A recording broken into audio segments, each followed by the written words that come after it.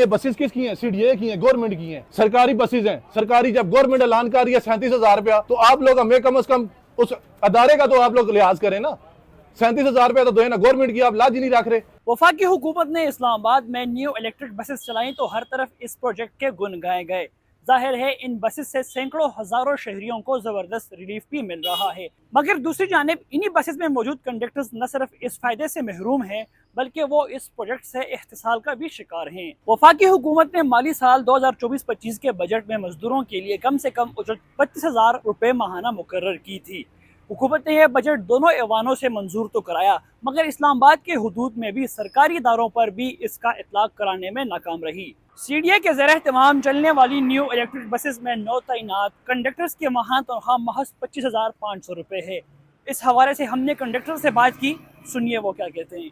37 का bill pass हुआ हुआ है और हमें दे रहे ये 25,000 है, 25,500, और कोई इसकी टाइमिंग नहीं है कि कब देंगे। कभी 9 को आ जाती है, कभी 10 को आ जाती है, और प्रॉपर इनका एक सेटअप नहीं है कि आप जाएंगे, इनके पास कोई रिकॉर्ड नहीं है कि कौन से बाय हैंड देते हैं।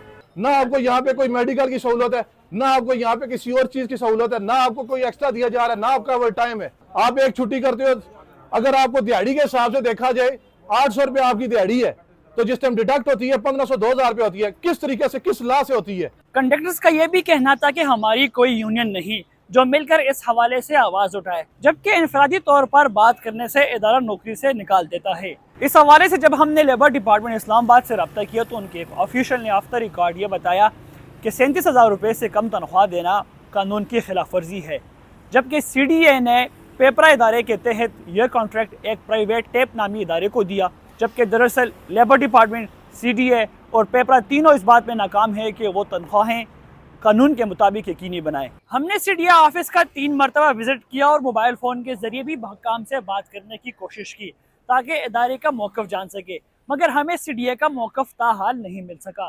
फिर मजदूरों की कम से कम तनख्वाह के बारे में कानून क्या कहता है? ये जी नोटिफिकेशन जारी हुआ था 2024 में, और उसमें मिनिमम वेज जो है वो 37,000 रखी गई है। ये जितने भी हम मुलाजमीन हैं, चाहे वो गवर्नमेंट के हैं या सिविल में है या मिलिट्री पे हैं, या आप इवन के अपने घरों में कोई मुलाजमीन रखते हैं, इसका इतलाक इवन उन पे भी होता है। इसमें एक अलमिया ये है कि उनकी कोई जॉब सिक्योरिटी नहीं है, उन्हें किसी भी वक्त निकाला जा सकता है। ये वायलेशन हो गई है बेसिकली कॉन्स्टिट्यूशन की। आपने ये वायलेशन कर दी अपने बजट की। अगर किसी को 37,000 नहीं मिल रही तो वो कंप्लेंट अपनी कर सकता है। डायरेक्टर लेबर ऑफिसर होते हैं, हर ज़िले में होते हैं, वहाँ कर सकते हैं, कंप्लेंट कर सकते हैं। इस्लामाबाद में है।